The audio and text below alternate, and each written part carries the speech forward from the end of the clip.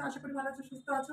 আজকে আবার একটা নতুন ভিডিও নিয়ে তোমাদের সাথে চলে এসেছি। প্রায় এখন বাজে ঘড়িতে 2টো, এখন 2টো বাজে। এই আমার রান্না হলো, রান্না হয়ে গেছে। এবার রান্নাঘরটা আমি পরিষ্কার করব, সেটাই তোমাদের সাথে শেয়ার করবো। তো ভিডিওটা স্কিপ না করে ভিডিওটা তোমরা দেখতে থাকো, আশা করি তোমাদের ভালো লাগবে।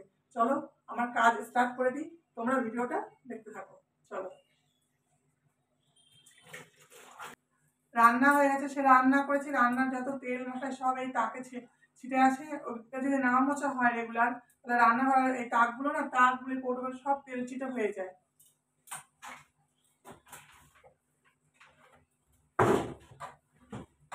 এটা আমার প্রতিদিনেরই ডিউটি, রান্না করে রান্নাঘর পরিষ্কার করা। রেগুলার তো সম্ভব না তোমাদের সাথে শেয়ার করা। আজকে ভাবলাম যে অনেকদিন বন্ধুদের রান্নাঘরের আবার কোনো ভিডিও দেওয়া হয় না, আজকে তাই তোমাদের সাথে এটা শেয়ার করছি।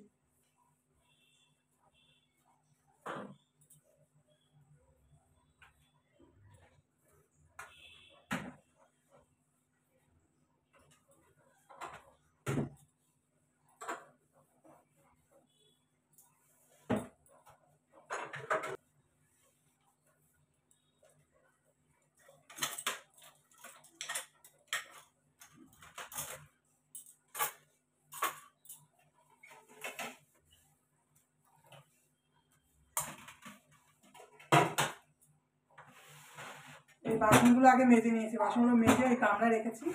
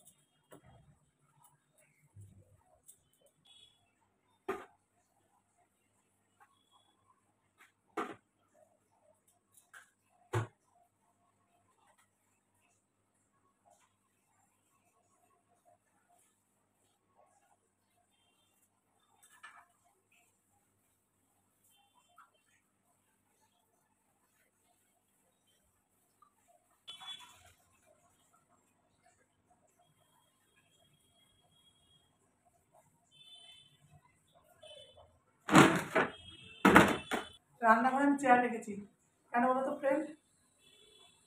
কারণ দাঁড়িয়ে যেহেতু আমার রান্না করতে হয়, দাঁড়িয়ে অনেকক্ষণ রান্না করতে গেলে আমার কোমরে খুব ব্যথা হয়, যে এই কারণে চেয়ারটাকে আমি রেখেছি। চেয়ারটা যখন কোমরে ব্যথা হয়, কোমরে যখন ব্যথা হয়, তখন রান্না করতে একটুখানি বসে আরাম করে আবার রান্না করতে হয়।